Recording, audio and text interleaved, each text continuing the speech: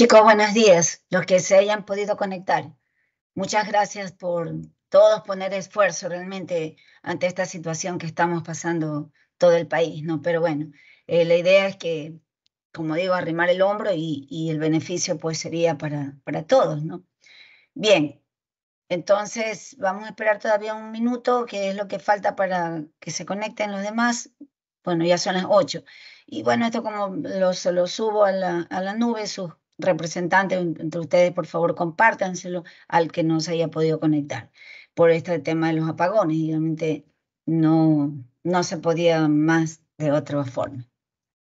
Bueno, entonces ya pues como vimos anteriormente ya lo que correspondía a la anatomía de la piel, pues ahorita vamos a recordar también sí, ciertas cosas, ciertos patrones que ya estudiaron ustedes en sus primeros semestres en lo que se refiere a la semiología en general. Pues resulta que también en dermatología, que es como cualquiera de las otras especialidades que ustedes están viendo o vayan a ver, se van a cumplir también ciertos requisitos, ¿no? Entonces, la historia clínica es fundamental, chicos, porque realmente, como en todo, si nosotros no preguntamos, si no investigamos, si no examinamos, va a ser muy difícil realmente hacer un diagnóstico. En muchas ocasiones hay personas que te envían una foto y dicen, mire lo que tengo, y pretenden que el dermatólogo haga un diagnóstico o el médico de cualquier especialidad que pues se atreva a hacer un diagnóstico dermatológico y realmente no es lo correcto. Hay cosas que efectivamente son muy claras, muy evidentes, pero realmente, créanme, la piel reacciona muy parecido a muchos estímulos, es muy semejante. Y entonces es necesario inclusive recurrir en ocasiones hasta exámenes no complementarios que hay que hacerlo. Inclusive uno de los que son ya pues digamos, más agresivos por lo que son invasivos, como es el caso de una biopsia cutánea, que ya estudiaremos todo en el debido momento. Pero lo importante en todo es la historia clínica. Entonces, vamos a preguntar todo lo relacionado a lo que nosotros estemos viendo en ese momento al paciente. Hay que partir de lo siguiente. Siempre que vayamos a hacerle una historia clínica adecuada a un paciente, sea de cualquier edad, pero especialmente yo les insisto, por favor, cuando vayan a examinar la piel de una persona menor de edad, tiene que estar siempre acompañado de un adulto, de un representante, un familiar.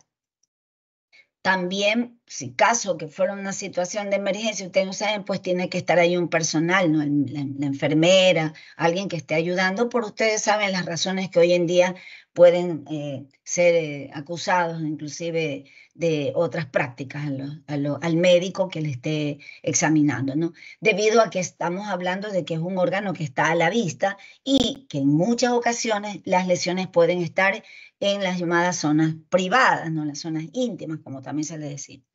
Bien, eso por un lado.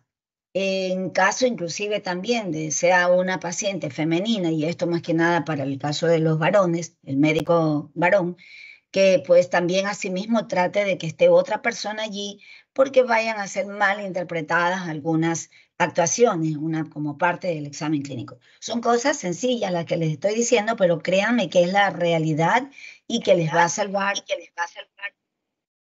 Por favor, apaguen el micrófono. ¿Alguien tiene encendido un micrófono? No sé qué sucede. Bueno, entonces la idea es de que se pueda hacer una buena historia sin ninguna dificultad.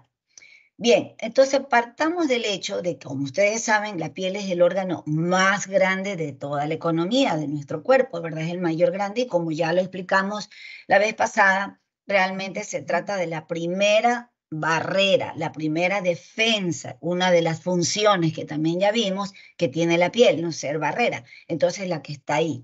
Pero además de todo, nos va a permitir examinarla, poderla ver directamente, porque pues ella la tenemos a la vista, o sea, diferente, por ejemplo, a algún órgano interno al que usted tiene que recurrir necesariamente a otro tipo de herramientas para poder hacer algún diagnóstico más adecuado. En la piel es más evidente, ¿no? Pero en cambio, como les decía, si no tenemos bien claras ciertos conocimientos, nos va a llevar a confusiones en muchas ocasiones graves, incluso de tratamientos inadecuados.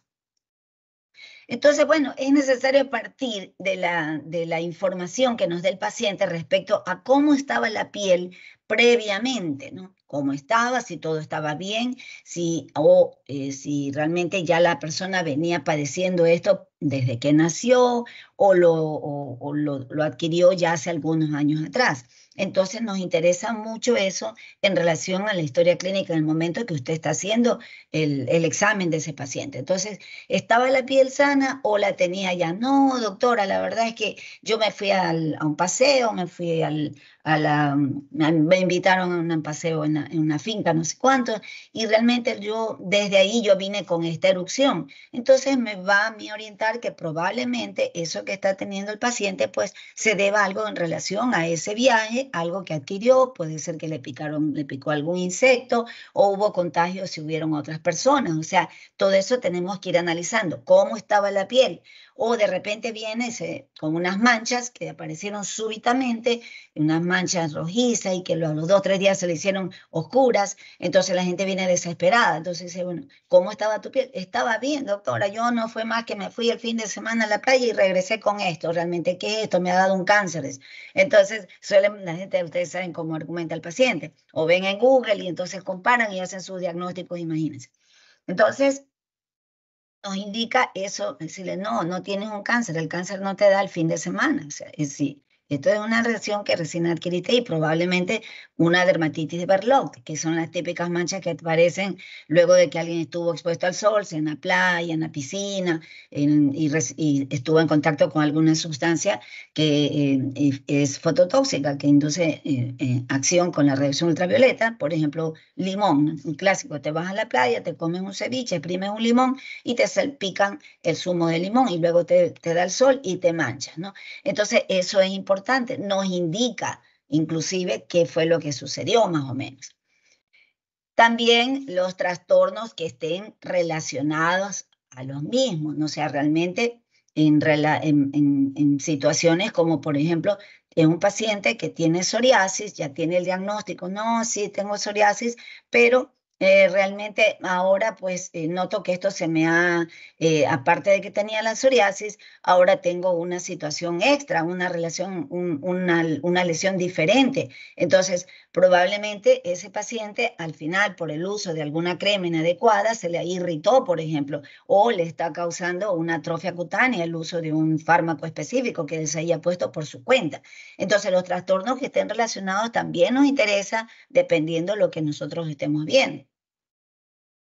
La historia familiar, esto también es muy importante, es decir, si otros miembros de su entorno familiar o aunque no vivan allí mismo, pero que estén, aunque sí sea que viva distante, pero que pertenezcan a la familia y eso que tenga una situación parecida, ¿no? Es interesante porque si yo tengo un paciente con un exantema, una erupción que es pruriginosa, y pues este paciente lo viene padeciendo desde hace años atrás. Generalmente esto vamos a sospechar que se trata de una alergia, no un eczema atópico, como se lo conoce también.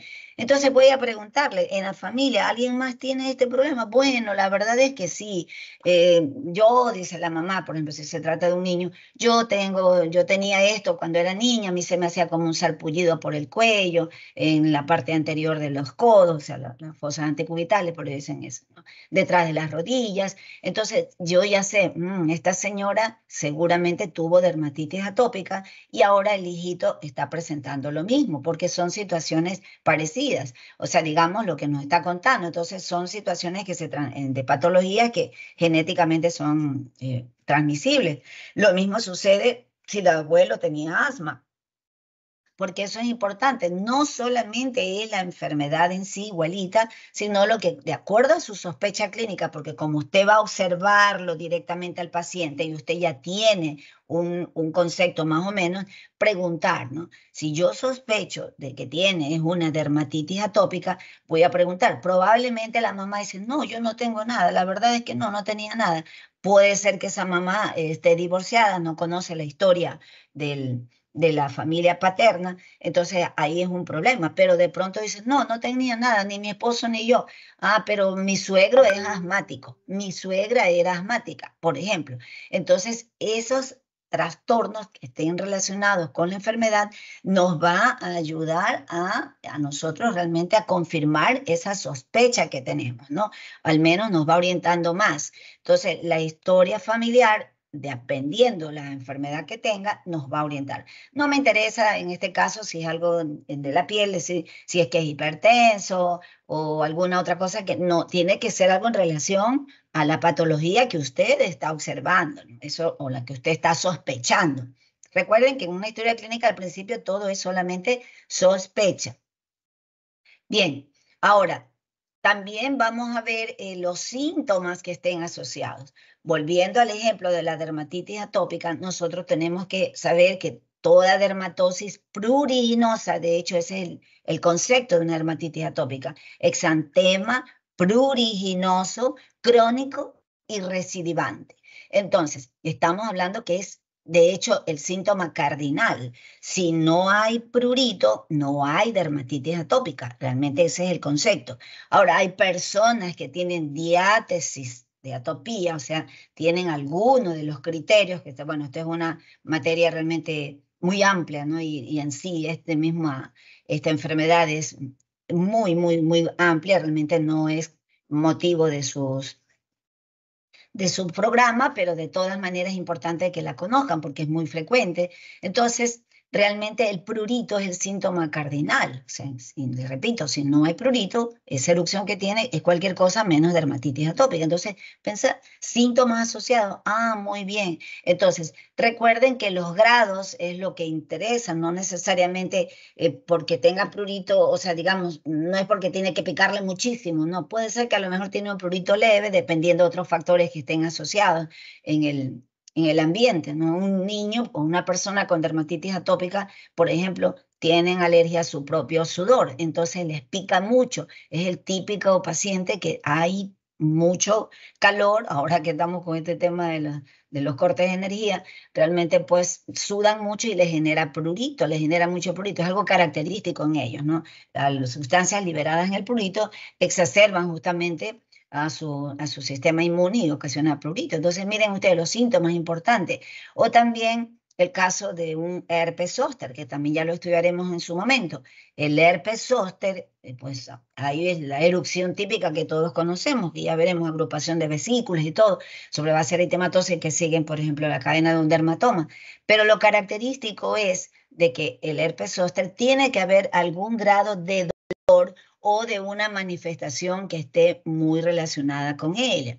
Por ejemplo, el escozor o sensación también pruriginosa localizada que siga, por ejemplo, una metámera. Entonces, pero en sí es el dolor. Entonces, los síntomas importan. Puede ser que no tenga ninguna vesícula allí y sigue siendo un zóster. Ya estudiaremos eso, cómo hay la forma decapitada que se llama, en la cual no hay la lesión evidentemente en la piel, pero hay el síntoma. Entonces, si no hay dolor, no hay zóster, se dice, ¿no? Entonces, miren ustedes cómo interesa mucho también los síntomas que estén asociados. La historia médica previa del paciente también interesa, ¿no? Si yo tengo un paciente que es, por ejemplo, me llega súbitamente con una erupción, tiene a nivel facial, en las manos, en la vez del escote, zonas que se les puede dar el sol. Entonces me dice, esto me apareció de repente, doctora, ¿y usted estuvo en algún otro lugar? ¿Qué pasó? No, lo único que hice es que me dejé el carro por tal lugar, me dejó ahí el carro y luego tuve que caminar como 3 cuadras, no sé dónde, y la verdad es que me dio el sol, pero tanto así por el sol y solamente fueron unos 10 o 15 minutos. Bien, pero la historia médica previa me tiene que decir a mí si ese paciente tiene por acción de la medicación que le estén mandando por alguna otra enfermedad. Por ejemplo, el caso de la hipertensión, hay ciertos fármacos para la presión alta que ocasionan reacciones de fotoalergia. Entonces aquí entra, miren, muy importante el tratamiento farmacológico que esté usando, previamente, inclusive actual, sea para enfermedades de este tipo, reacciones con la radiación ultravioleta, con el sol, o localizadas de irritación o alergias.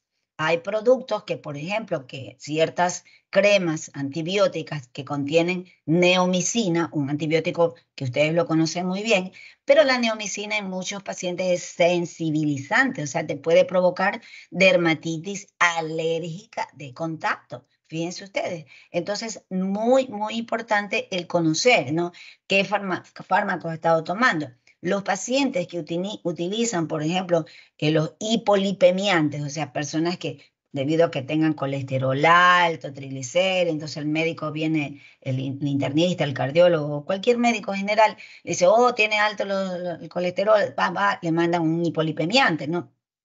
Entonces, eso va a contribuir también a resecarle mucho la piel, actúa también a ese nivel. O lo que les mencionaba el otro día, que actúa, por ejemplo, a nivel de las glándulas sebáceas como tal, los retinoides. Recuerdan que les mencioné a la isotretinoína oral, que el gold estándar sigue siendo, miren, 40 años después sigue siendo el gold estándar del tratamiento del acné. Pues realmente uno de los efectos secundarios que tienen es producir cerosis, descamación cutánea, seca mucho la piel.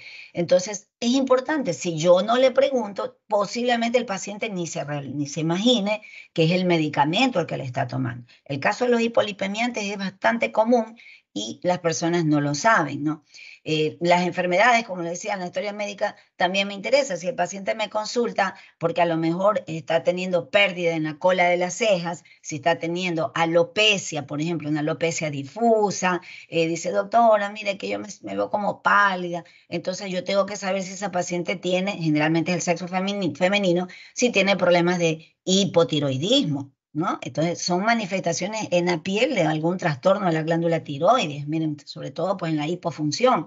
Bien, entonces lo mismo, si tiene una mujer, me llega que tiene hirsutismo, o sea, tiene implantación de vellos realmente grueso, terminal, en sitios que son en sitio masculino, entonces realmente eso me está hablando que esta mujer está teniendo algún problema realmente con su parte hormonal y que muy probablemente pues vaya a ser que tenga ovarios poliquísticos. Entonces le empiezo a observar, le pregunto cómo están tus menstruaciones y tal. O sea, miren ustedes cómo la historia médica que me va a contar esa persona me va a indicar, no, no, sí, la verdad es que sí me dijeron que tengo quistes en los ovarios, por ejemplo, ¿no?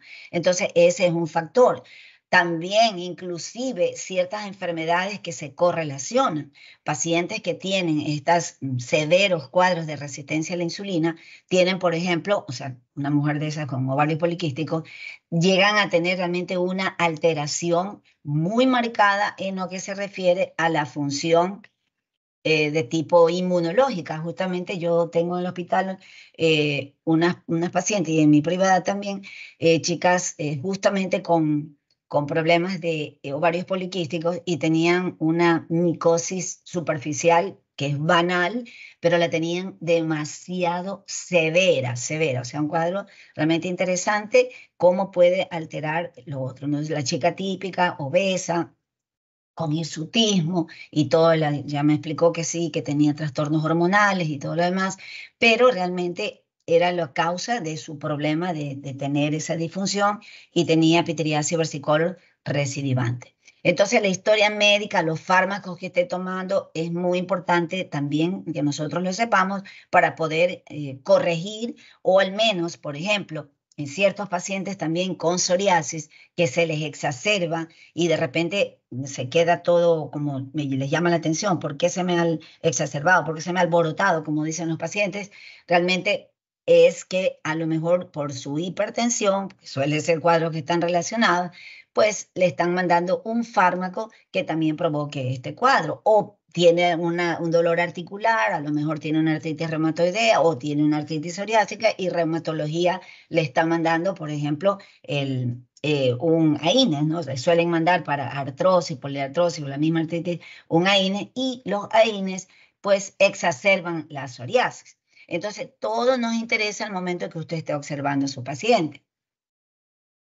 Aquí tenemos, miren, otro punto importante que nosotros tenemos que aclarar es la profesión. Y en cuanto a la profesión, bueno, nos interesa no por nada personal, sino porque realmente en la profesión, ahí nosotros podemos realmente determinar o ayudarnos a comprender qué factores pueden exacerbarlo. O sea, si yo tengo un paciente que tiene problemas con la ingesta de algún fármaco y es, por ejemplo, en relación con el sol y tiene que sea un albañil o es un ingeniero de obras, no, no ingeniero de escritorio, sino de los que están en la calle, un ingeniero, un arquitecto.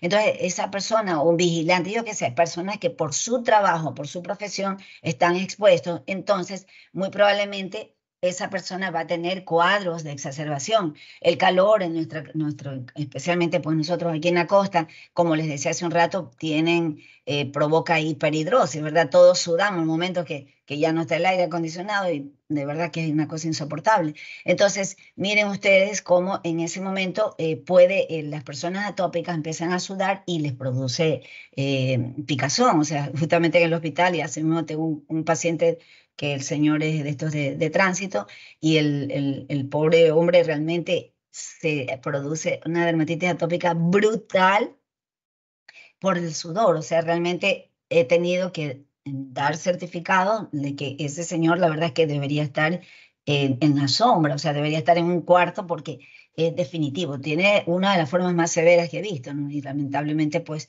le digo yo, mira, yo le digo siempre de broma, mira, yo creo que debe cambiarte de trabajo porque siempre te pueden estar cambiando de acuerdo a las necesidades que tenga su institución, ¿no? Entonces, miren cómo puede realmente afectar la profesión. Entonces, una persona expuesta al sol va a tener más riesgo de cáncer de piel, por supuesto, porque está aumentando su exposición. Y no todo el mundo tiene o el dinero como para ponerse un protector solar o realmente la precaución en muchos casos. Y por, como le decía, en el caso, inclusive el clima nuestro no ayuda. La gente dice, no, no me pongo porque la verdad es que esto me hace sudar, o me compró un tubito y cree que ya se puso en la mañana y le va a durar todo el día por cuestiones inclusive económicas, ¿no? Bueno, son muchos los factores. Entonces, la profesión ayuda a que se vaya a exacerbar ciertos tipos de enfermedades, ¿no? Entonces, eso, lo mismo, personas en cambio que solamente están sentadas en una oficina realmente y no tienen mayor actividad, se pasan horas sentadas, son personas que van a tener mayor riesgo de inactividad, de ser personas que son sedentarias y van a tener mayor riesgo de enfermedades metabólicas que se traducen en la piel. Entonces también por lo que se pasan solamente, siempre digo, picando o comiendo algo y van a tener más obesidad y vamos a ver algunas manifestaciones en piel. Acantosis nigricans, por ejemplo, entonces un factor.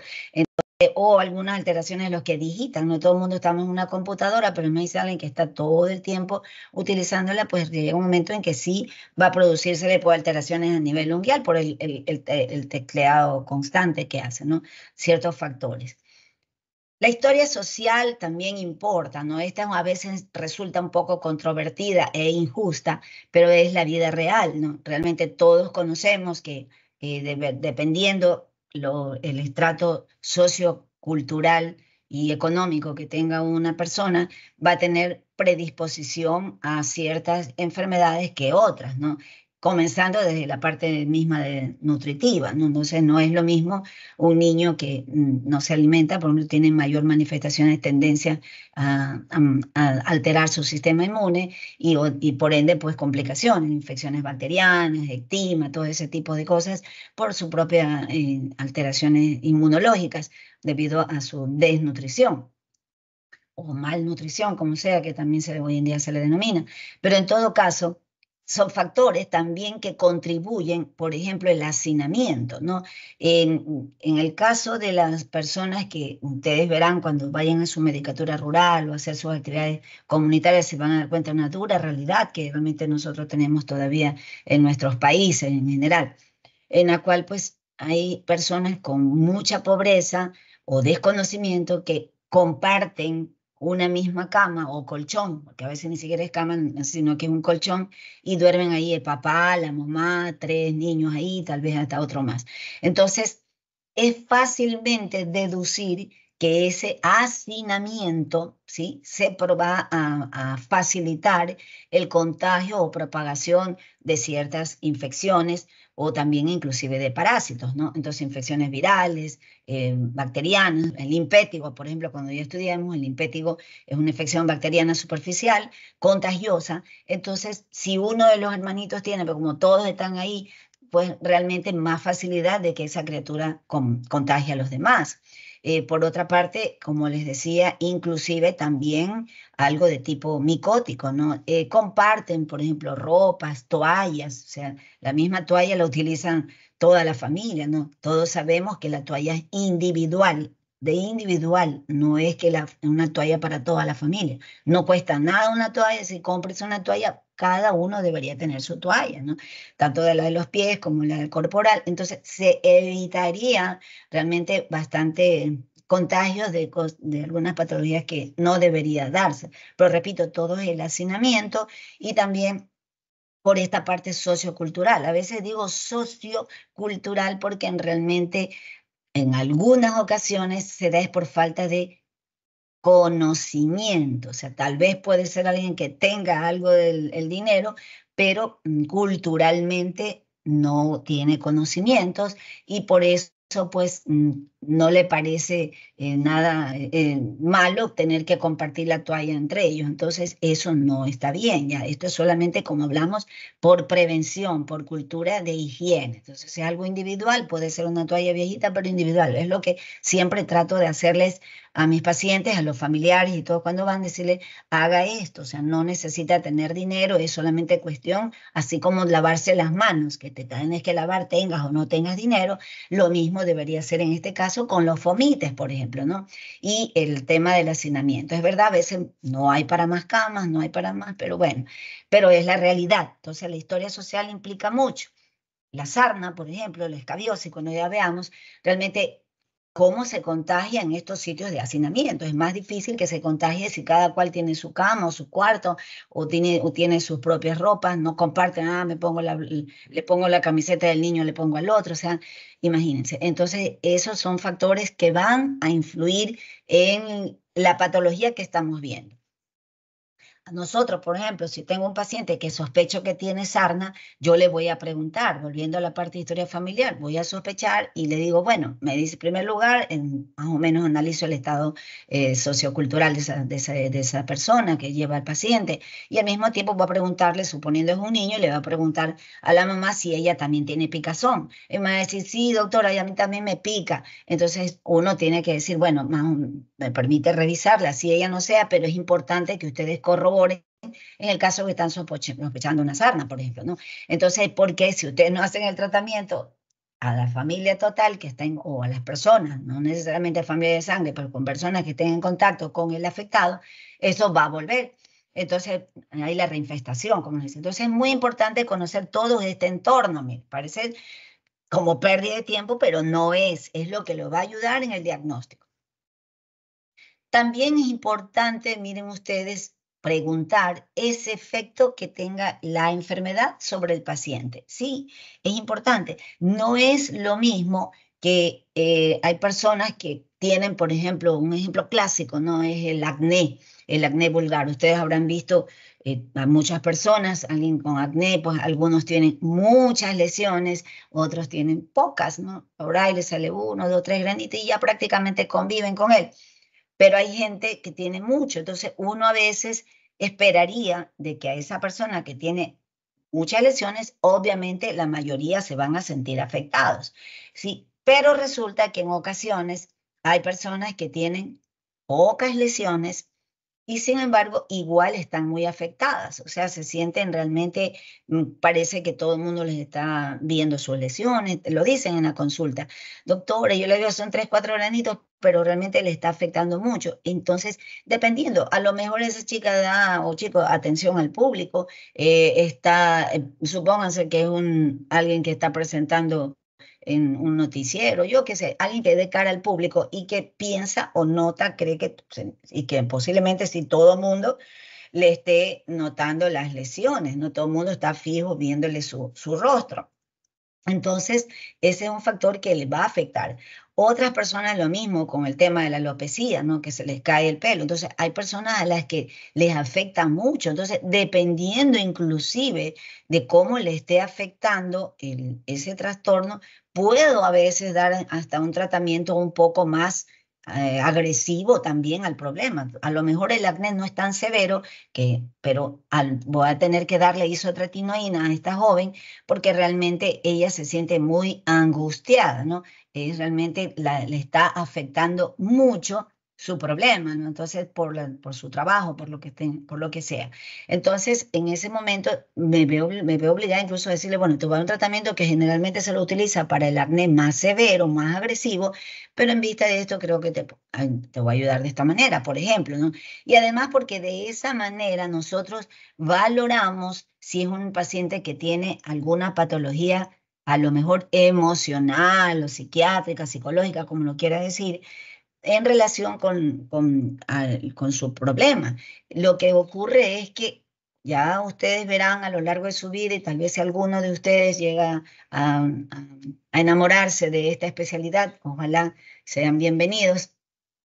Bueno, pues realmente les digo que hay muchísimas manifestaciones cutáneas de trastornos psiquiátricos. Ustedes no se imaginan cuántas personas llegan a una consulta dermatológica y pues que es debido a problemas realmente psiquiátricos. No hay una lesión verdadera o primaria en la piel, ni siquiera manifestación de otro órgano, sino que es algo psiquiátrico. Entonces hay, por ejemplo, una patología que se llama delirium parasitorum, en la cual las personas, ese es un trastorno psiquiátrico urgente, necesita ir a un psiquiatra de urgencia para que le den tratamiento o alguno de esos antipsicóticos, porque la persona se arranca, se destruye, le saca pedacitos de la piel y lo llevan a la consulta, lo guardan y dicen que ese es un ácaro, es un parásito, lo que quiera usted decirle, un gusano que se ha sacado de la piel. Imagínense ustedes.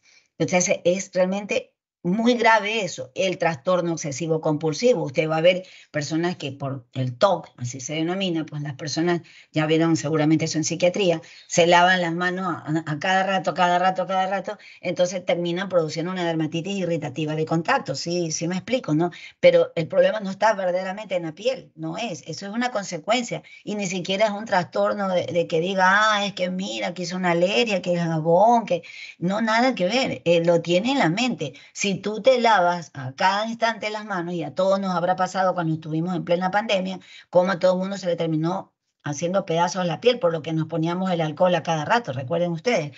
Entonces hay muchas personas que tienen estos trastornos, por ejemplo, se ponen alcohol a cada rato porque temen contaminarse, no quieren tocar una pared, o sea, ya es un trastorno psiquiátrico, o sea, hay muchos. El acné excoriado de la mujer joven, pasa lo mismo, realmente son chicas sin acné, sin prácticamente lesiones, pero tienen un trastorno psiquiátrico y se empiezan a destruir la cara. Horrible, o sea, es una cosa que no se puede imaginar. Entonces, usted tiene que tener bien claro todo este panorama. Se arrancan el pelo, entonces existe la tricotilomanía, entonces y nos está demostrando ansiedad, algún problema. O sea, nosotros no es que vamos a dar el tratamiento, si podemos derivarlo al especialista que le corresponda. De hecho, realmente en muchas de los congresos dermatológicos que existen, pues se reúnen en la Academia Americana o en la Europea, por ejemplo, se está llegando realmente al punto de que se permita o que realmente bueno, nosotros somos médicos como tal, pero por ejemplo ellos y podemos prescribirlo, pero de todas maneras hay en nuestro medio hay ciertos medicamentos que obviamente tienen que ser manejados por cada especialista, ¿no? Pero a veces, hasta que usted da una interconsulta, hasta que llegue al psiquiatra, pues realmente debería poderse permitir que se prescriban, ¿no? Pero eso realmente ustedes saben que hay ciertos fármacos que solamente lo prescribe es la especialidad y está muy bien, ¿no? Sino que les explico de que se podría permitir que el dermatólogo que esté calificado realmente pueda darle algo hasta que ya vaya y se ha continuado con el psiquiatra, ¿no? Porque realmente a veces hay pacientes que no tienen una interconsulta y son personas que necesitan de urgencia realmente a esa especialidad, que es demasiado importante. Dermatología está muy de la mano con endocrinología, con cardiología, con psiquiatría.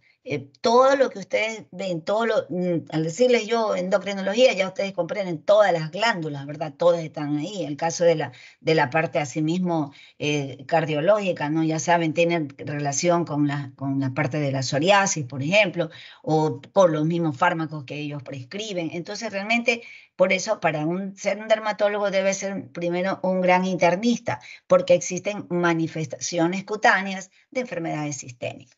Entonces, dentro de ella, el caso del paciente que le digo que tiene algún trastorno de tipo psiquiátrico.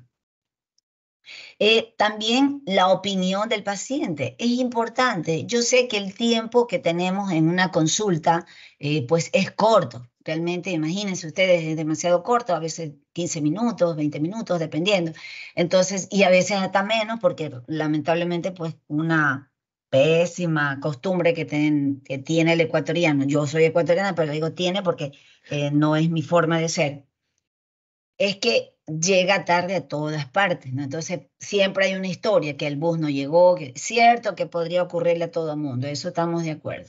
Pero cuando es muy repetido, eso es porque ya no tenemos buenos hábitos. Pero en fin, en todo caso, siempre es importante preguntarle al paciente. Como le decía, por tema de tiempo, muchas veces nosotros preguntamos bla, bla, bla, bla, y rapidito, y escribe, y sobre todo como las historias clínicas te obligan a que tienes que tener todo escrito y que está bien también, porque lamentablemente a veces ocurren situaciones de demandas, y dice, no, mira, aquí está escrito tal día, tal hora, yo le dije tal cosa, yo le prescribí tal. Entonces, eso es muy importante, pero a veces no te da el tiempo. Pero sí es bueno, es pertinente, siempre, aunque sean al final, pues siempre un corta preguntas y saberlo dirigir al paciente, decirle cuál es su opinión, qué cree que lo causó. Y sí, hay pacientes que te dicen, bueno, doctora, la verdad es que yo, sí, yo estaba bien, yo recuerdo que de niña creo que tenía algo así, como me decían que tenía una alergia y todo, pero yo algo estaba bien. Pero ahora resulta que la verdad es que mi hermana, una historia que les estoy inventando, mi hermana recogió unos gatitos que estaban pobrecitos en la calle y ya pues nosotros los estamos cuidando y bla, bla, bla. Y yo desde ahí noté que me empezaron a salir estas ronchitas. Fíjense ustedes, entonces, es importante eso. Usted no tiene, si usted no le pregunta, al paciente no le dice, porque hay médicos que dicen, no, no hable. Así se han quedado algunos pacientes dicen, doctores que no me dejan ni hablar. Es importante la opinión que piensa de eso. O también el paciente puede ser que, o sea, en ese caso puede ser que a lo mejor tienes una tiña que le trajo el gatito, pero también podría ser de repente que el paciente diga, sí, yo sí noté que desde que cambiamos de detergente, por ejemplo, o le estamos poniendo un nuevo enjuague a la ropa. Entonces, ese es un factor. Antes no usamos, pero no sé, me dio ganas de comprar porque olía rico, bla, bla, bla, y le estoy poniendo. O sea, sí es importante. Llegó una mascota nueva, empezó a tomar un medicamento, lo nota, sí nos interesa esa opinión a la que él crea que tiene. Es verdad que a veces el paciente va a salirse un poco por él se queda ahí hablándole miles de cosas, pero uno tiene que estarle guiando, ¿no? Y decirle, muy bien, muchas gracias. Entonces usted sigue escribiendo, pero miren, tantas cosas que nosotros ya nos puede ir orientando, ¿no? Orientando que a lo mejor sí es la tiña del gato, o no es, esa erupción que tiene ahí realmente puede ser ocasionada por el mismo gato, pero no porque sea una tiña, sino que a lo mejor, como tiene el antecedente de la alergia, entonces ahorita ella está haciendo alergia a la caspa o al pelo del gato, por ejemplo. Igual guarda relación, ¿no? Entonces sí es muy importante esas preguntas que uno tiene que hacerle respetuosamente al paciente. Eso cabe, por favor, insistirlo y más que nada, como les decía en dermatología, dada que muchas lesiones pueden estar en partes privadas y uno tiene que, con respeto, sea la edad que tenga, ¿no? Inclusive, hace años atrás salió por una advertencia al Ministerio de Salud en la que decía que uno, hasta un menor de edad, usted tenía que preguntarle y decirle lo que se le va a hacer, el procedimiento que usted le va a hacer. Mira, te voy a revisar con esta lupa para ver qué tienes, o si alguien va a ocultar, bueno, mira, vayas para escuchar cómo está tu corazón, cómo respiras, o sea, el caso de, según lo que estén examinando, ¿no? Pero en el caso de la piel, como les decía, que es más complicado porque a lo mejor lo tiene en su área genital, por ejemplo, la lesión. Entonces, muy importante decirle lo que se le va a examinar. Y por supuesto, como les decía, siempre con el adulto. Ahora bien, miren, una vez pues que ustedes están viendo ahí las lesiones del paciente, las que son motivos de la consulta, entonces ustedes tienen pues algunas interrogantes. Hay algunas de todas estas que realmente en muchas ocasiones pueden realmente omitirse porque hay pacientes que ahora, pues como todo el mundo tiene su teléfono celular inteligente, ¿no? Con una cámara, realmente suelen tomar una lesión. Algunos pacientes dicen, yo me la tomé, dice, porque hasta que me salga la consulta yo ya tenía. Me parece genial, siempre les felicito, que es algo maravilloso. Pero bueno, no todos, ¿no? Entonces no todo el mundo puede hacer eso. Por ejemplo, adultos mayores no hacen eso. Entonces no hay esa facilidad. O también a veces la gente puede tomar fotos pésimas, ¿no? En fin, en todo caso, miren, hay que hacerse algunas preguntas, en este caso al paciente, ¿no? A ver lo que él te pueda ayudar. ¿Desde cuándo existe la lesión? ¿Cuánto es el tiempo? Como les decía, es diferente. No te puede dar un cáncer de piel que te fuiste la semana a la playa, el fin de semana y ya vienes con cáncer. O sea, no puede ser. Pero si me dicen, bueno, la verdad es que este granito me comenzó a salir, ya tiene como 2 años, doctora, realmente sí, yo noto que me ha ido creciendo, mírenlo, ahí está, a veces se me lastima.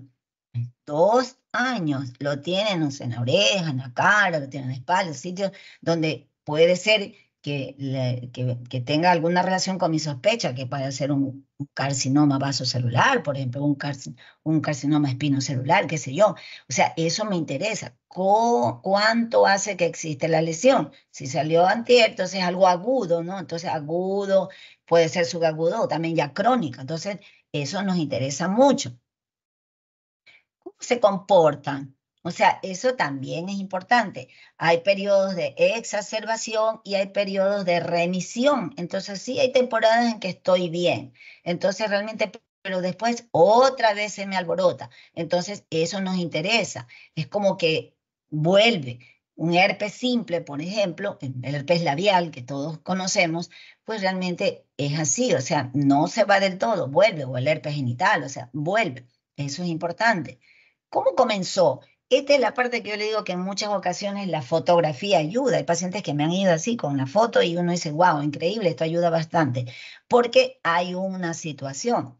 ¿Qué aspecto tenía inicialmente? Entonces dice, era un granito, sí, dice, era un granito que me picaba y me iba creciendo.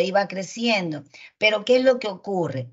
Que las personas suelen automedicarse. Es como el común denominador. O sea, la gente realmente se automedica, usan corticoides o se aplican algo que le recomendó la vecina, la mamá, la abuelita, bueno, muchas personas que, o inclusive algún otro médico, ¿no? Entonces le mandó alguna crema que le cambió totalmente. ¿Qué es lo que suele ocurrir con los corticoides? Las personas tienen, por ejemplo, una tiña, que sería la historia que les estoy contando, ¿no? La pápula, el granito que picaba, que iba creciendo, y vino y se aplicó el corticoide.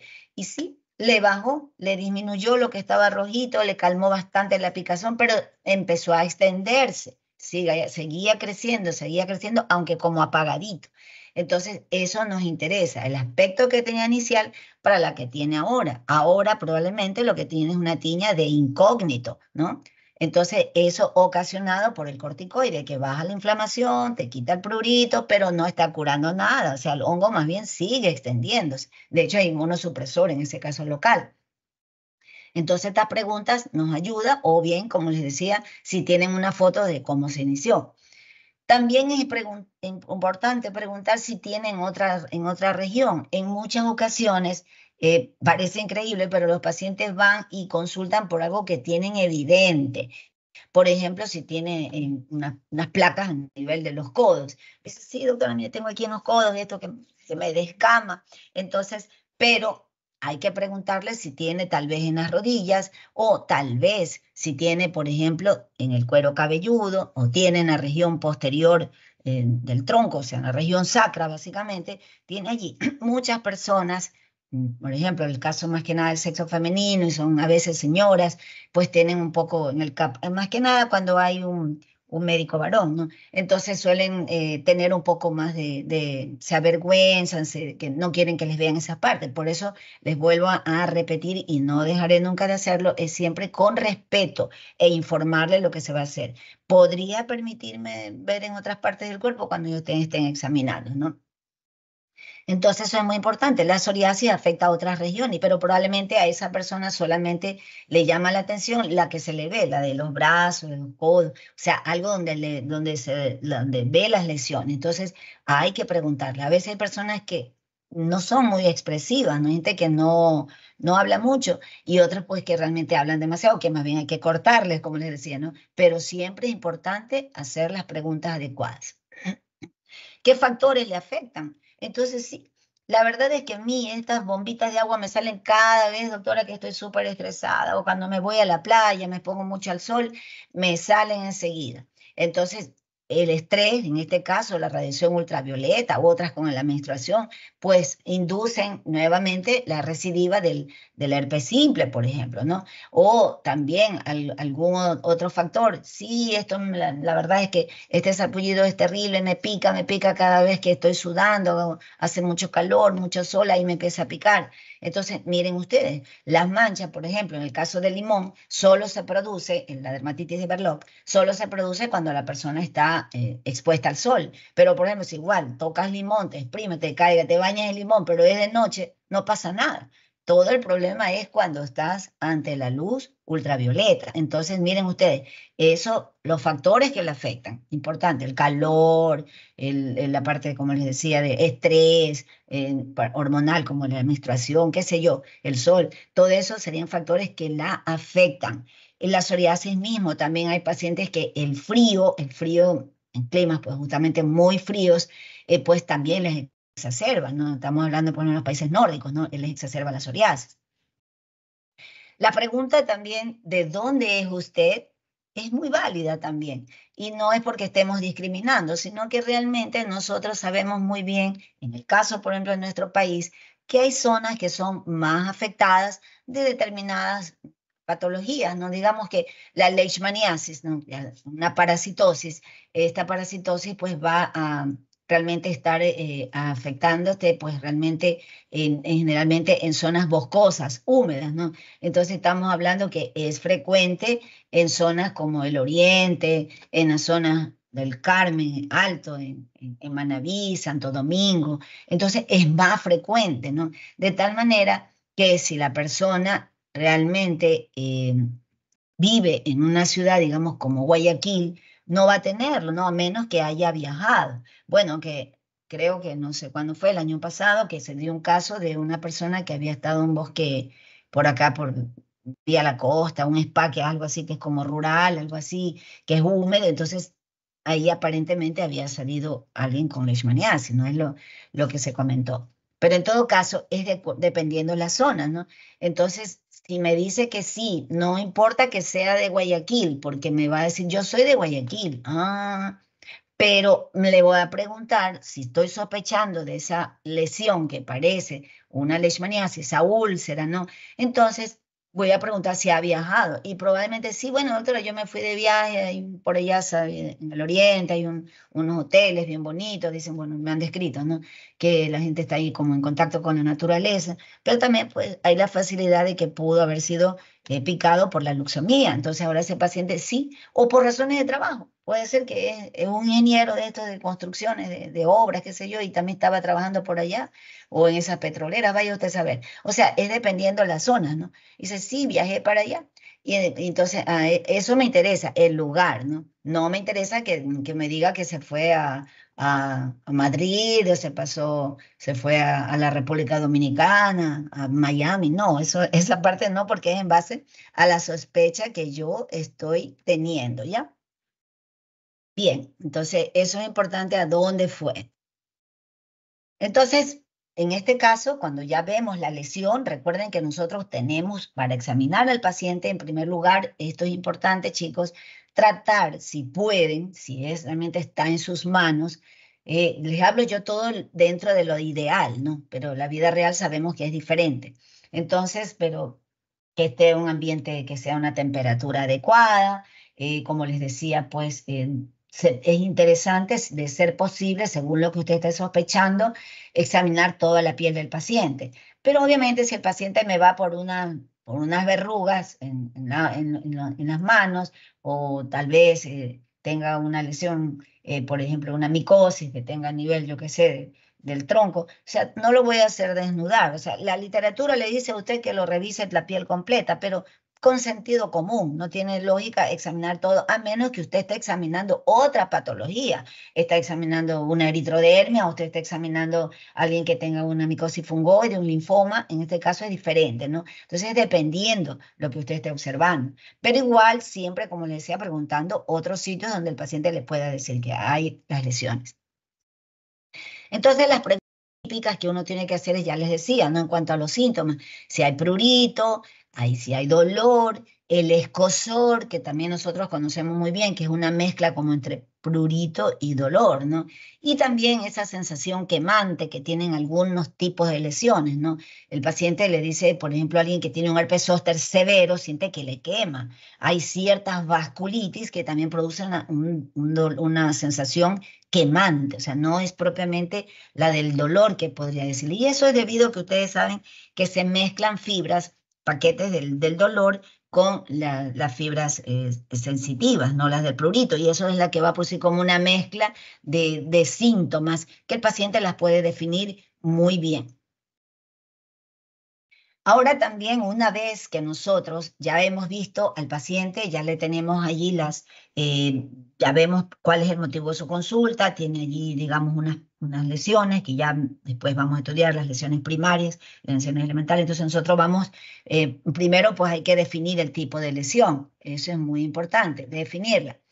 Pero también es importante, pues, es esa disposición. Y se lo denomina así simplemente patrones de disposición a la forma en que esas lesiones, digamos un ejemplo de la pápula, que esas lesiones se disponen o se reúnen entre sí y van a dar como ciertas figuras, ¿no? Ciertas imágenes que nosotros la podemos ver en la piel del paciente. Y esa lesión, digamos que es una pápula aislada, sola, es una pápula, ¿no? Habría que investigarla ella solita, pero si hay muchas pápulas y esas pápulas se han reunido de una forma especial, me van a ya a también orientar inclusive a diagnósticos. Entonces, hay muchos de estos patrones y aquí tenemos, por ejemplo, los patrones que estamos viendo aquí, aleatorio. En ese caso, como ustedes saben, cuando se refiere a la palabra aleatorio, significa que se disponen como sea, o sea, no están siguiendo ningún dibujo, ningún patrón de nada. Entonces, son, digamos, anárquicas. Luego tenemos el patrón herpetiforme. Bien, en este caso el patrón herpetiforme se refiere a que es como el herpes.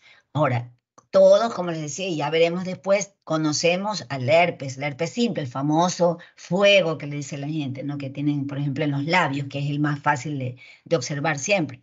Entonces, son vesículas, son bombitas así de agua, colecciones líquidas que se han reunido, ¿no? Están agrupaditas, entonces están sobre un fondito rosado. Y uno dice, este es herpes, pero van a ver que no siempre es herpes. Entonces, por eso el patrón se lo denomina herpetiforme, porque simplemente recuerda al herpes. Puede que sea herpes, pero a lo mejor no. Sin embargo, es muy parecido, ¿ya? Luego también tenemos el zosteriforme, que también ya lo veremos, que es, todos también habrán visto, aunque sea por imagen, al herpes zóster. Entonces son asimismo vesículas que se unen, se agrupan, pero siguen como un dermatoma. De hecho, siguen un patrón, el dermatoma. Entonces, ya muy bien, ese es el herpes zóster, más otro síntoma, doloroso, ¿no? Este es el herpes zóster. Sí, pero hay otras patologías que lo imitan. Ya vamos a ver unas imágenes, igualito, y no tiene nada que ver con el zóster. O sea, no es el virus.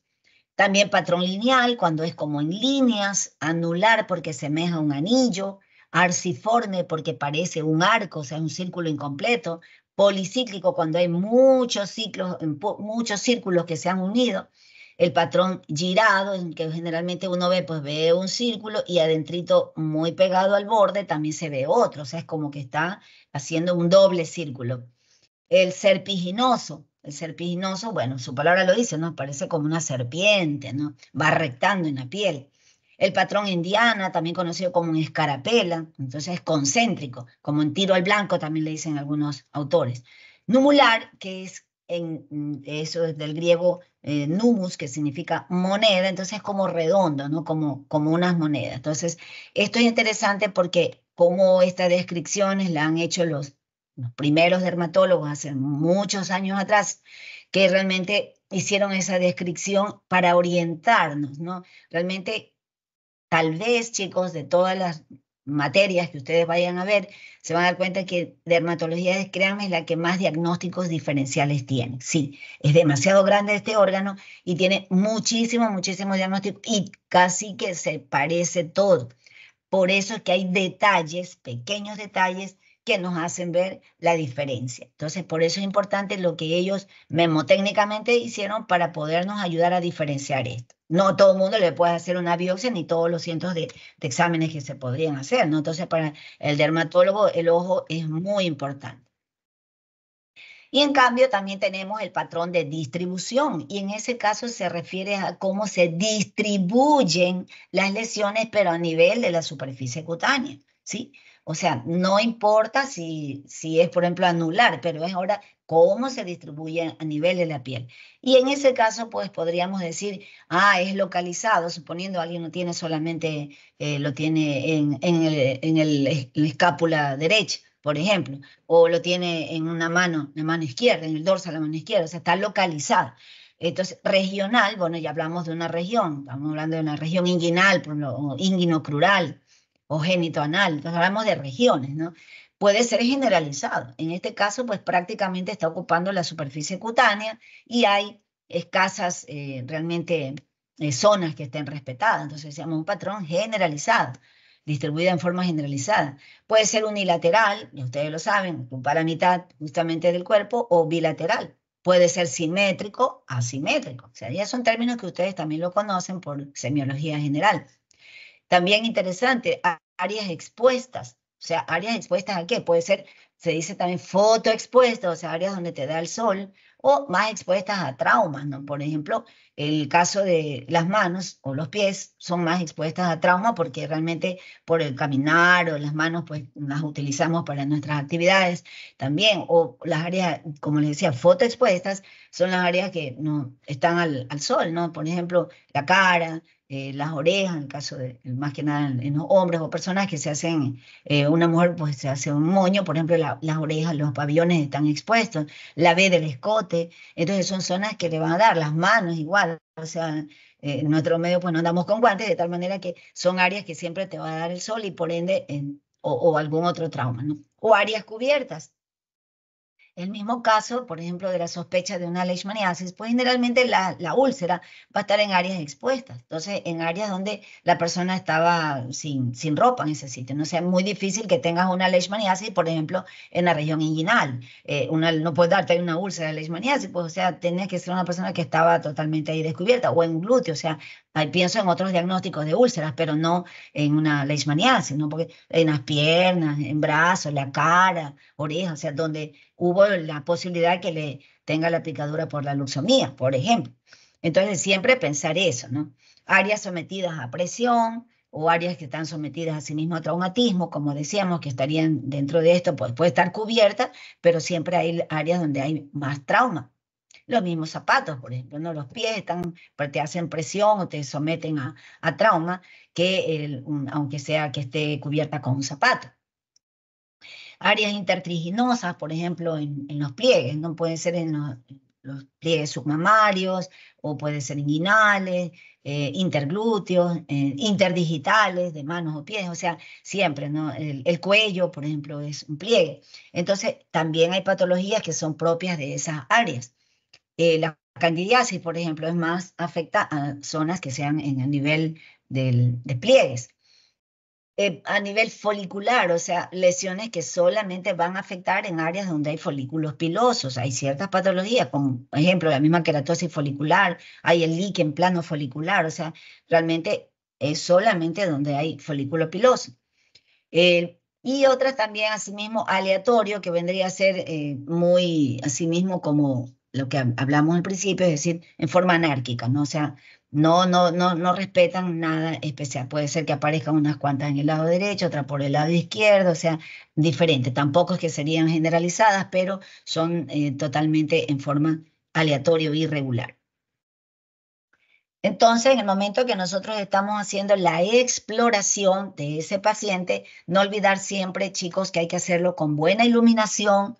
De ser posible, los textos te indican de que debería ser, por ejemplo, con la luz natural, la luz del día, pero ustedes saben que eso es casi que imposible. No todo el mundo, en primer lugar, puede ir a una consulta a la hora que hay la luz del sol.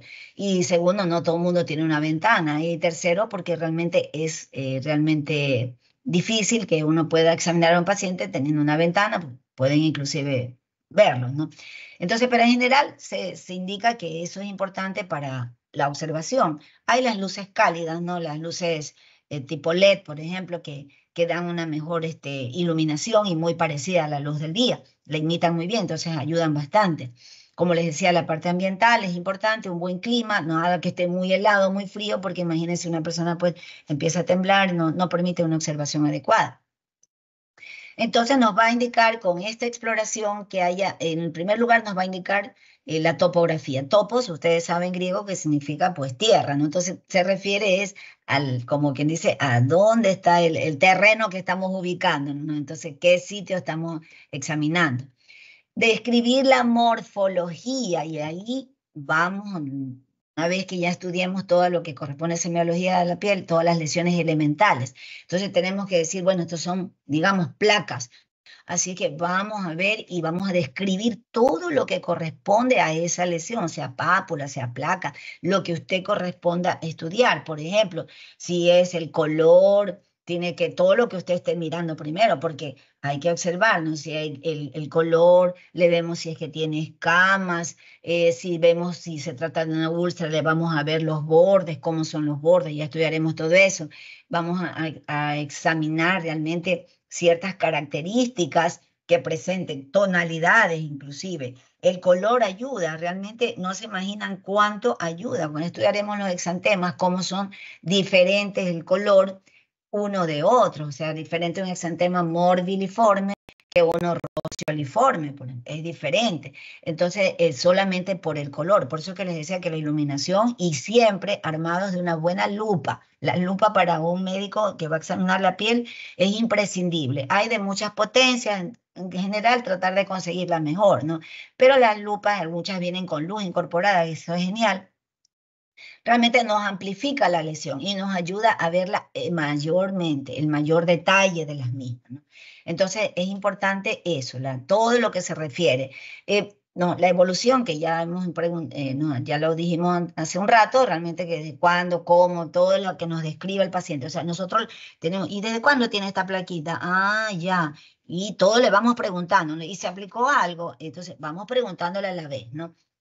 Incluso hay que palpar, sí, señores, hay que palpar. Hay muchas lesiones que requieren ser palpadas, no solamente vistas así, a simple vista, porque nos interesa mucho en si es blanda, si vemos que una lesión, un nódulo ahí es remitente, vamos a ver si es una lesión realmente dura, realmente, y dentro de esa consistencia nosotros tenemos que ver inclusive comparar, o sea, si es realmente dura, leñosa, o es realmente blanda o es semidura, o sea, no, todo eso nos interesa. Incluso con la palpación, nosotros también podemos identificar si la lesión es dolorosa. Hay muchas lesiones, como ya estudiaremos después, por ejemplo, el eritema nodoso es doloroso, ¿ya? Causa dolor, o sea, lesiones nodulares a nivel, generalmente en las extremidades inferiores, y que causa dolor. Entonces, miren ustedes, una úlcera indolora, eso a nivel genital me orienta que tiene ese paciente un chancro sifilítico. Entonces, todo eso, la descripción de la lesión, el fondo, ya estudiaremos debidamente con cada una de ellas, pero nos interesa mucho eso, toda la descripción y como les estoy poniendo aquí, inclusive la palpación. Aquí vemos, chicos, como en forma esquemática, los patrones que les decía de disposición, miren lineal, o sea, puede ser como una sola línea, aunque dentro del patrón lineal entran algunos, miren, puede ser lineal continua, ¿no? pero pueden ser separadas como pequeñas pápulas, pero que igual se disponen en forma lineal. Esto sería un ejemplo, suelen producir a veces a las verrugas planas, y porque esto hacen un llamado fenómeno de pseudo-Koepner, que ya vamos a estudiar también eso. Tenemos el patrón zosteriforme, que yo les decía que son como agrupadas y que siguen un dermatoma. Entonces parece el herpes zóster. De hecho, el zóster es el que suele hacerlo, aunque no siempre. Tenemos el patrón arciforme, ¿no? Aquí les decía, mira, es como que se iba a hacer un círculo, pero se quedó como a medias. Entonces, ese es como un arco. Entonces, hay algunas enfermedades que pueden producirlo igualito. De las más frecuentes tenemos las dermatofitosis, o sea, los hongos, las tiñas. Pero también algunos pseudolinfomas también pueden producir esto. Un linfocitoma cutis también puede producir esa imagen. Pero ya nos orienta hacia lesiones más específicas. Las lesiones como anillo, entonces tenemos el forma como idéntico como un anillo, vamos a ver, entonces es característico del granuloma anular, pero hay otras lesiones que también producen lo mismo. Policíclicas, ¿no? Como varios círculos como que se están uniendo, ¿no? También lo hacen la tiña, también lo hace la psoriasis, algunas otras lesiones. Las lesiones serpiginosas, miren ustedes que parece como si fuera una serpiente ahí, entonces ese, por ejemplo, la larva migrans, que es característico. Y las formas circulares, que pueden ser, por ejemplo, pequeñas, que se llaman en gotas, el ejemplo de la psoriasis en gotas, pero también tenemos el eczema numular. Entonces, estas son de mayor tamaño, o sea, son como circulares, ¿no? Pero de mayor tamaño, la verdad, numular. Y así, por ejemplo, en lo que yo les decía, si pueden estar agrupadas, en el caso del herpes simples, algunas que son lesiones que llaman la atención, que están dentro de otra lesión, el llamado, por ejemplo, el nevo acminado o nevo sobre nevo, ¿no? Entonces uno ve lesiones dentro de otra lesión interna. El patrón corimbiforme, que también se lo ha descrito, que también lo suelen hacer las verrugas, ¿no? Pero también lo suele hacer, por ejemplo, la sífilis. Algunas de las manifestaciones del secundarismo luético hace esto. Lesiones, miren, central y luego otras alrededor. Entonces se llama corimbiforme. El de la cándida, que como generalmente les decía, en general la cándida pues afecta pliegues, entonces se ve como que si fuera un collar, ¿no? Cuando es en el cuello, entonces dice, típico como patrón moniliforme, dice uno, es porque siguen así muchas pápulas y pústulas y que están generalmente alrededor de un pliegue. Vamos a ver que dentro de estos patrones en líneas entra también el llamado fenómeno de Koebner. El fenómeno de Koebner con K y B, Koebner. Este fenómeno realmente no es otra cosa más que la replicación de una dermatosis sobre un sitio de trauma. Entonces, a alguien le hacen una heridita por un trauma, una cirugía, ¿no? Una cuestión quirúrgica, realmente, y tiene, por ejemplo, ese paciente psoriasis, resulta que se replica sobre la herida la lesión, o sea, se replica psoriasis aquí, y eso se llama Koebner. Entonces, eso generalmente ocurre en patologías, pero que son internas, ¿no? Como psoriasis, un líquen plano, entonces pueden provocar eso. Pero hay el pseudo-Koebner. El pseudo-Koebner es lo que yo les decía hace un rato. Las verrugas planas, por ejemplo, suelen hacer eso, ¿no? En un trauma, se lastimó, se arañó la persona, y lo que hizo fue autoinocular el virus, pues es lo que está así determinado. Entonces a eso le denominan pseudo-Koebner, pero el Koebner verdadero vendría a ser así, sobre el sitio de trauma, ahí se replica la lesión. Acá miren ustedes, también es un patrón lineal, así, todo como una línea, ¿no? Entonces hay muchas dermatosis, justamente dermatosis de origen interno, pueden provocar estas imágenes así como lineales, ¿no? Como que alguien las hizo. Entonces este, por ejemplo, es llamado líquen estriado, ¿no? Entonces realmente se considera que es una patología genética, realmente es una genodermatosis que aparece años después. Aparentemente no se sabe exactamente qué lo desencadena, se cree que algún virus, algo desencadena, que aparecen las lesiones, como pápulas, miren ustedes, así agrupadas y alargadas, pueden ir desde la punta del dedo hasta el codo o hasta el hombro, por ejemplo. Pueden estar así, permanecer por mucho tiempo, y luego al involucionar dejan áreas despigmentadas. Miren ustedes, aquí por ejemplo esta persona le comenzó en la cadera y se extiende, por ejemplo, hasta el muslo, y algunos directamente hasta el talón, hasta el tobillo. Entonces, pero lo que nos interesa ahorita aquí, esta es lo que se refiere a que sigue líneas, ¿sí? Acá también tenemos, miren ustedes, de estas genodermatosis que se llaman las Blaschkitis, ¿no? Entonces nosotros tenemos, pues, recordarán, porque eso también ustedes tienen que haberlo visto, en embriología, las llamadas líneas de Blaschko. Entonces, estas son líneas embriológicas que se encuentran pues durante nuestro proceso de la formación, entonces que tienen varias configuraciones. En la parte posterior, miren ustedes cómo difiere, en la parte posterior del cuero cabelludo, o sea, todo lo que es el cráneo, ahí ya son como en formas circulares. Luego miren en la región del tronco posterior, tiene este aspecto así como de V. Miren, aquí se horizontalizan y en las piernas, tanto anteroposterior, tienen un aspecto así en líneas, pero verticales, ¿no?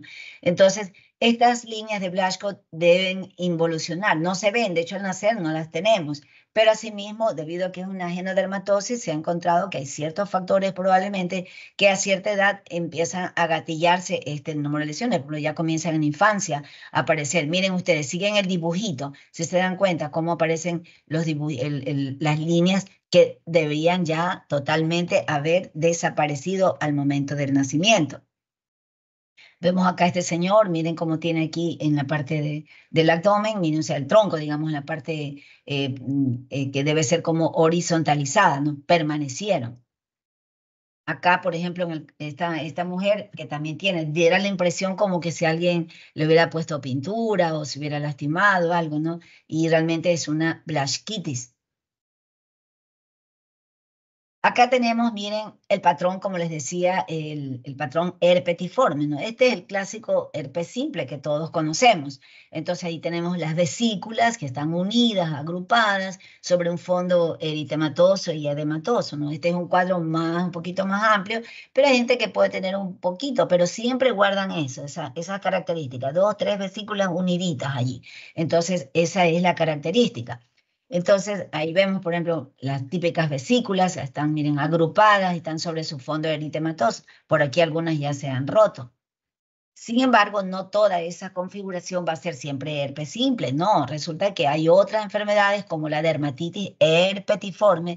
De hecho, así mismo se la denomina herpetiforme porque se parece al herpes, pero no tiene nada que ver con el virus. O sea, no tiene nada que ver con una infección del herpes simple de ningún tipo, ningún virus. Esto realmente está en relación con enfermedad celíaca. Miren ustedes, o sea, los que tienen esa intolerancia al gluten, entonces manifiestan esta dermatitis herpetiforme. Asimismo, miren, se agrupan las lesiones.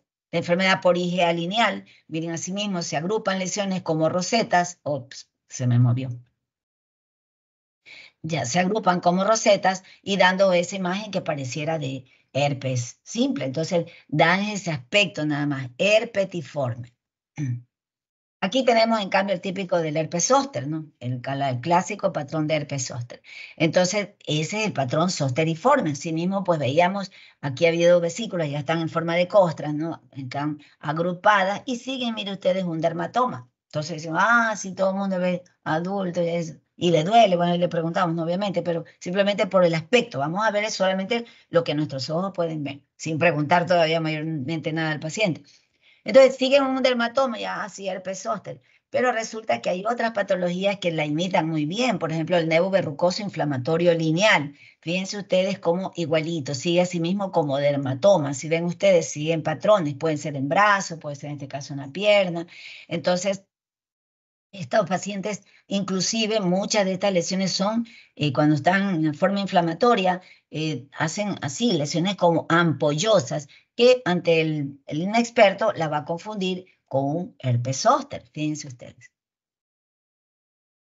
El patrón anular, ¿no? Entonces, si ustedes se fijan, anular, pues es como que si fuera un anillo, ¿verdad? Nosotros vemos así clarito como que esta parte de la piel está normal, pero alrededor vemos como el que está la zona más marcada, más eritematosa. Entonces, es un patrón anular, es un patrón como anillos. En este caso, una tiña. Pero también hay otras que hacen ese mismo patrón anular, así mismo como anillos, y miren ustedes el eritema anular centrífugo. Entonces es muy parecido, tienen tendencia a ese aclaramiento central y da la imagen como que si fueran anillos. Entonces decimos el eritema anular centrífugo y son patologías totalmente diferentes, no tiene que ver con hongos.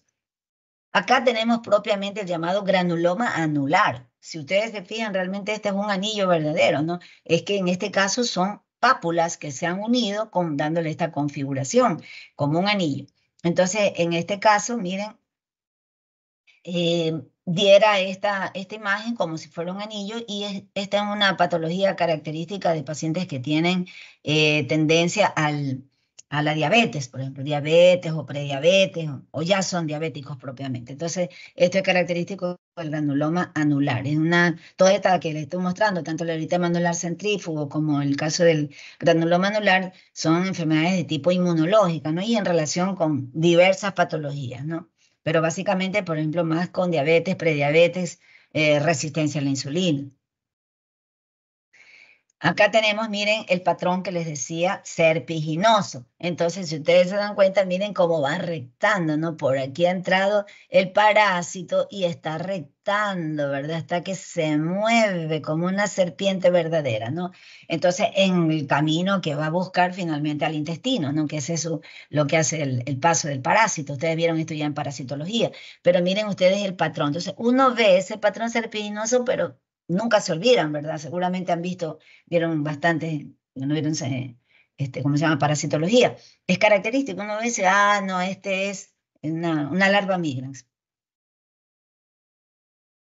También miren ustedes el patrón que les decía policíclico. Entonces es como que son varios círculos que se están uniendo, que se unieron. Miren ustedes, están como uniditos, ¿sí ven? Son separados pero unidos por los bordes. Entonces esto también lo pueden hacer, este patrón policíclico, las mismas tiñas, también lo pueden hacer, psoriasis también lo pueden hacer. Entonces hay algunos, incluso el eritema marginado que se observan los pacientes con fiebre reumática, ¿no? Miren ustedes cómo se han unido varios, ¿no? Varios circulitos. Entonces, esto es característico. Miren ustedes. Inclusive esta de aquí, esta imagen de aquí, acá está, miren cómo está unidito el círculo. Miren, muy característico. Ese eritema marginado que aparece en los pacientes con fiebre reumática. También seguramente han visto en sus materias. También policíclico, miren ustedes, una balanitis circinada, ¿no? Así se llama esta patología. Miren ustedes, como varios circulitos, ¿no? Miren ustedes que se han unido. Entonces, balanitis circinada, el patrón, que es lo que nos interesa en estos momentos, un patrón policíclico. Acá, miren lo que les decía, el patrón arciforme, ¿verdad? Es como un arco, ¿sí ven? Un arco incompleto, o sea, el círculo se iba a completar, pero no se hizo. Entonces, un círculo incompleto, ahí forma un arco. Todos conocemos un arco, ¿verdad? Entonces, esto, pues, suele ser común, este patrón arciforme en las tiñas, suele ser, pero sobre todo cuando han sido córtico-estropeados. O sea, el problema es cuando, como les decía, los pacientes suelen haberse ya aplicado, una vez que van a la consulta, se suelen haber aplicado corticoides. Miren que también, también tiene esta forma igual que la anterior, un patrón arciforme, como les decía, una infiltración linfocitaria de Jeffner, por ejemplo, ¿no? Miren todo igualito, es como muy parecido al anterior, ¿no? Pero fíjense, uno es un hongo y otro acá es una reacción inmunológica. Entonces, pero lo importante es que vean los patrones, el patrón en arco, ¿no? O arciforme, como también se lo conoce.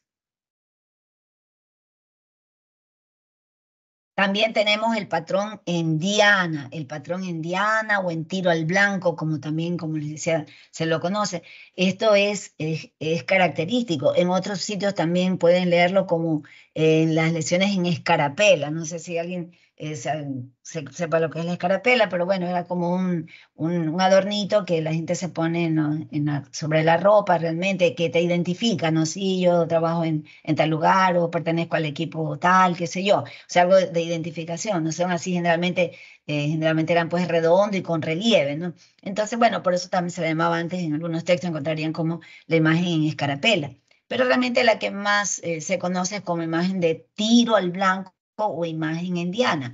Todos conocemos, hemos visto cuando en estas personas que hacen esto pues de competencias o algo de tiro al blanco, entonces está una lesión redonda y una imagen, digamos, poner una imagen ahí redonda y en el medio un punto central. Entonces, el que tira el arco o hace el disparo, pues tiene que tratar de atinarle al centro, ¿no? Entonces, es igualito si ustedes se dan cuenta.